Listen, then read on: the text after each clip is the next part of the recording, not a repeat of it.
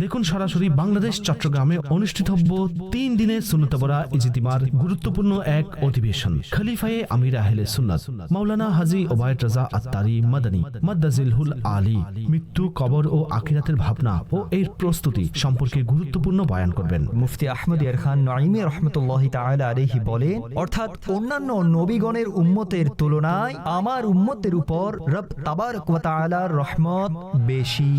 তাদের নেকি কম হলেও সওয়াব বেশি, গুনাহ ক্ষমার ওসিলা অর্থাৎ মাধ্যম বেশি দেয়া হয়েছে, মুক্তির পথ অসংখ্য দেয়া হয়েছে।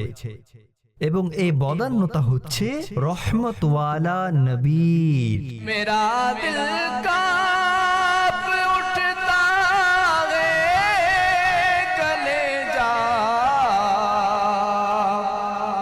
मुँह को आता है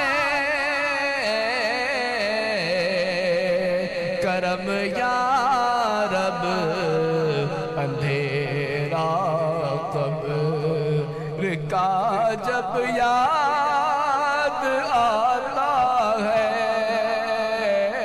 1 মে 2025 বৃহস্পতিবার 8:45 ইনশাআল্লাহুল করিম।